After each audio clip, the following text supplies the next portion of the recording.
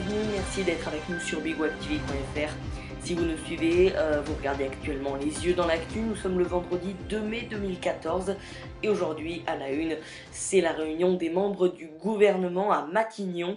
Le Premier ministre Manuel Valls a reçu ce vendredi à Matignon les différents membres de son gouvernement pour une réunion bimensuelle avec à l'ordre du jour notamment la réforme de l'État.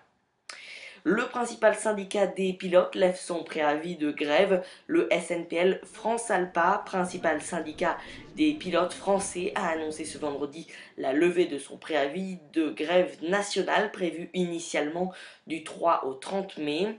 Je vous propose justement d'écouter le président de ce syndicat SNPL. Même si on n'a pas eu satisfaction complète sur tous les points, il reste encore du travail à faire. Il y a un certain nombre de points où nous n'avons que des engagements à faire, mais néanmoins nos mandants ont estimé que c'était suffisant. Maintenant, on sera effectivement aussi extrêmement vigilant à ce qu'il n'y ait pas de manquement cette fois-ci lors des prochains conflits s'il y en a. Et puis on va très clairement essayer de faire modifier la loi. À partir du moment où le principe est reconnu, il n'y a aucune raison que la loi ne soit pas modifiée. Le gouvernement a joué plutôt l'apaisement, a avancé, a travaillé, nous a fait des propositions nouvelles. On a beaucoup avancé dans les derniers jours sur les problématiques liées à la loi Diard. Par contre, l'attitude effectivement des dirigeants d'Air France, c'est véritablement des attitudes de pyromanes qu'ils ont eues, de provoquer comme ça à 2 jours d'un conflit.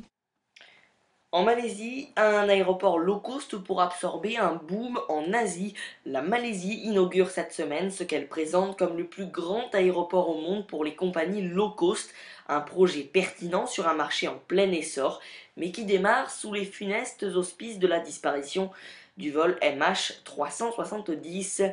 Cet aéroport que vous pouvez voir actuellement sur nos images.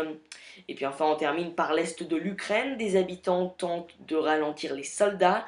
La Russie a vivement dénoncé aujourd'hui une opération militaire lancée à l'aube par l'armée ukrainienne sur Slaviansk, bastion de la rébellion armée pro-russe, qui a déjà fait 2 morts côté ukrainien.